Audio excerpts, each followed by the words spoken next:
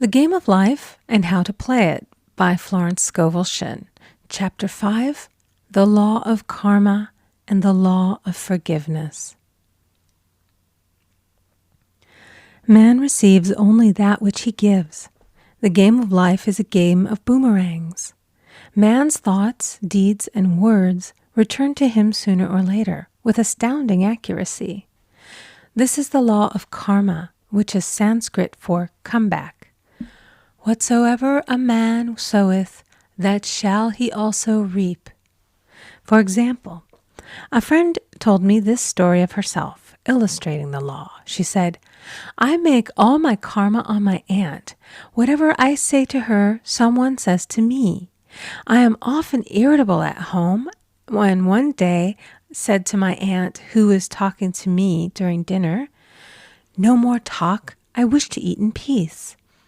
The following day, I was lunching with a woman with whom I wished to make a great impression. I was talking animatedly when she said, no more talk, I wish to eat in peace. My friend is high in consciousness, so her karma returns much more quickly than to one on the mental plane. The more man knows, the more he is responsible for, and a person with a knowledge of spiritual law, which he does not practice, suffers greatly in consequence. The fear of the Lord, law, is the beginning of wisdom. If we read the word Lord, law, it will make many passages in the Bible much clearer. Vengeance is mine, I will repay, saith the Lord, law. It is the law which takes vengeance, not God. God sees man perfect, created in his own image, imagination, and given power and dominion. This is the perfect idea of man, registered in divine mind, awaiting man's recognition. For man can only be what he sees himself to be, and only attain what he sees himself attaining. Nothing ever happens without an onlooker, is an ancient saying. Man first sees his failure or success, his joy or sorrow, before it swings into visibility from the scenes set in his own imagination. We have observed this in the mother picturing disease for her child, or a woman seeing success for her husband. Jesus Christ said, "And ye shall know the truth, and the truth shall make you free." So we see freedom from all unhappy conditions comes through knowledge, a knowledge of spiritual law. Obedience precedes authority, and the law obeys man when he obeys the law. The law of electricity must be obeyed before it becomes man's servant.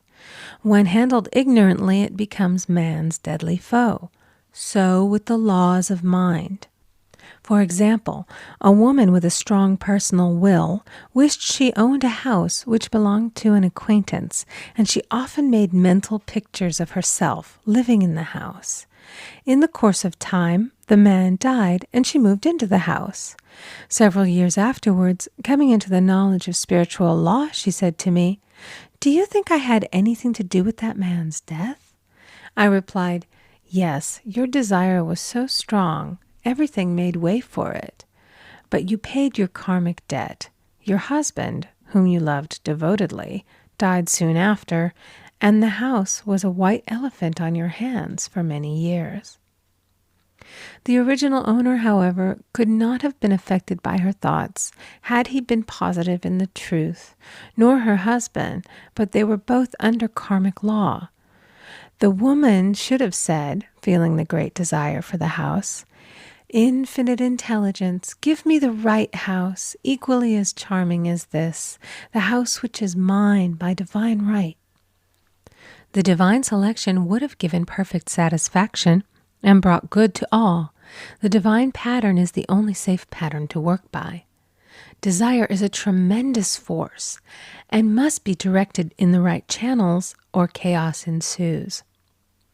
In demonstrating, the most important step is the first step, to ask aright. Man should always demand only that which is his by divine right.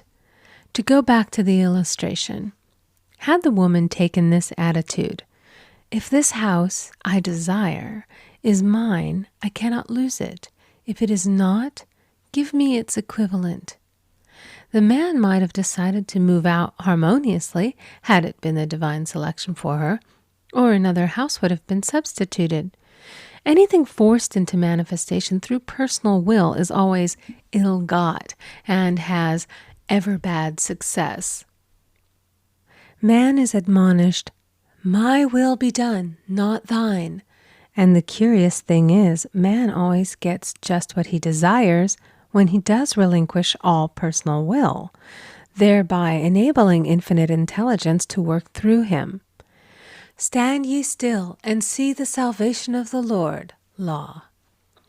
For example, a woman came to me in great distress. Her daughter had determined to take a very hazardous trip, and the mother was filled with fear. She said she had used every argument, had pointed out the dangers to be encountered, had forbidden her to go, but the daughter became more and more rebellious and determined.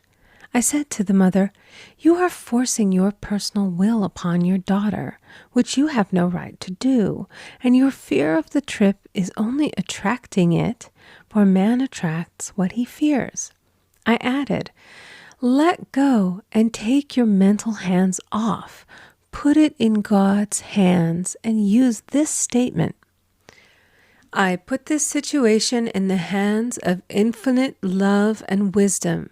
If this trip is the divine plan, I bless it and no longer resist.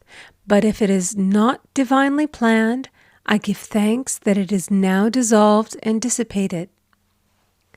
A day or two after that, her daughter said to her, "Mother, I have given up the trip," and the situation returned to its native nothingness. It is learning to stand still which seems so difficult for man. I will deal more fully with this law in the chapter on non-resistance. I will give another example of sowing and reaping, which came in the most curious way. A woman came to me saying she had received a counterfeit $20 bill given to her at the bank.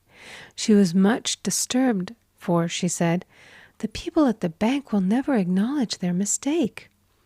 I replied, "Let us analyze the situation and find out why you attracted it." She thought a few moments and exclaimed, "I know it. I sent a friend a lot of stage money just for a joke." So the law had sent her some stage money, for it doesn't know anything about jokes. I said, "Now we will call on the law of forgiveness and neutralize the situation." Christianity is founded upon the law of forgiveness.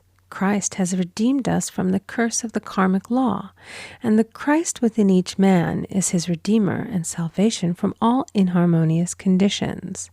So I said, "Infinite Spirit, we call on the law of forgiveness and give thanks that she is under grace and not under law, and cannot lose this $20, which is hers by divine right."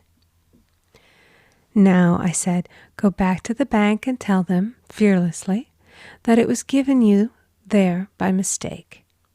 She obeyed, and to her surprise, they apologized and gave her another bill, treating her most courteously. So knowledge of the law gives man power to rub out his mistakes.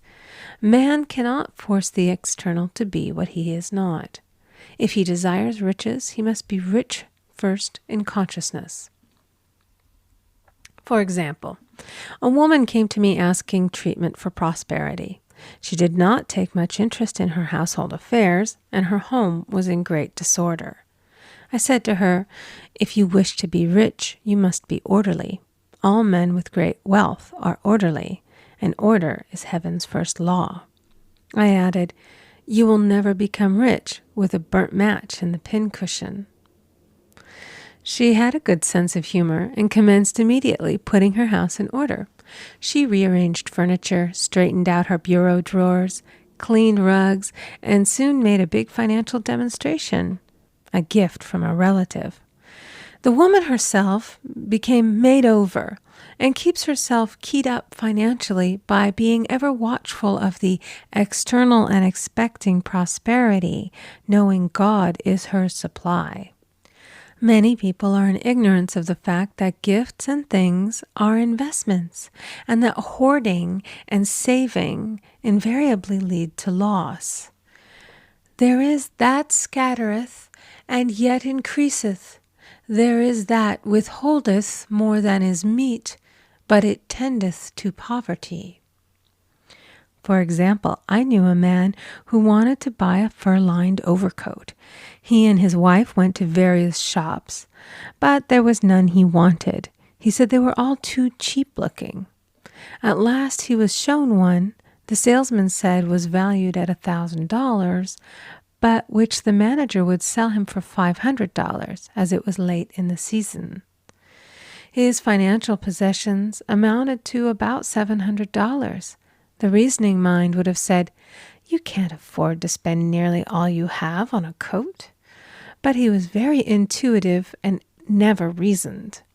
He turned to his wife and said, "If I get this coat, I'll make a ton of money."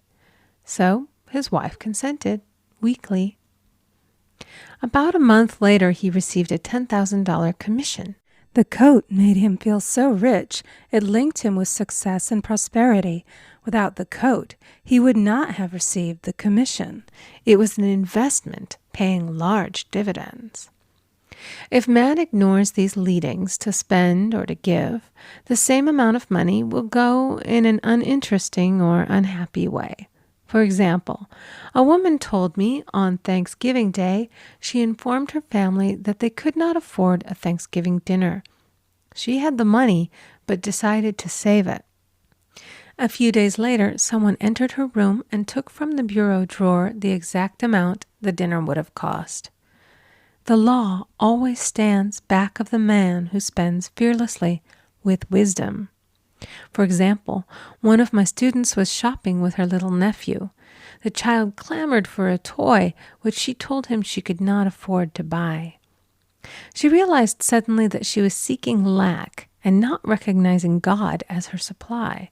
So she bought the toy and on her way home picked up in the street the exact amount of money she had paid for it. Man's supply is inexhaustible and unfailing when fully trusted, but faith or trust must precede the demonstration. According to your faith, be it unto you. Faith is the substance of things hoped for and the evidence of things not seen. For faith holds the vision steady, and the adverse pictures are dissolved and dissipated, and in due season we shall reap, if we faint not. Jesus Christ brought the good news, the gospel, that there was a higher law than the law of karma, and that law transcends the law of karma. It is the law of grace or forgiveness. It is the law which frees man from the law of cause and effect, the law of consequence. Under grace, not under law. We are told that on this plane, man reaps where he has not sown. The gifts of God are simply poured out upon him. All that the kingdom affords is his. This continued state of bliss awaits the man who has overcome the race or world thought. In the world thought there is tribulation, but as Jesus Christ said, "Be of good cheer, I have overcome the world." The world thought is that of sin, sickness, and death. He saw their absolute unreality and said, "Sickness and sorrow shall pass away, and death itself, the last enemy, be overcome." We now know, from a scientific standpoint, that death could be overcome by stamping the subconscious mind with the conviction of eternal youth and eternal life. The subconscious, being simply power without direction, carries out orders without questioning. Working under the direction of the superconscious, the Christ or God within man, the resurrection of the body would be accomplished. Man would no longer throw off his body in death. It would be transformed into the body electric, sung by Walt Whitman, for Christianity is founded upon the forgiveness of sins and An empty tomb. End of chapter 5. Recording by Amy Conger.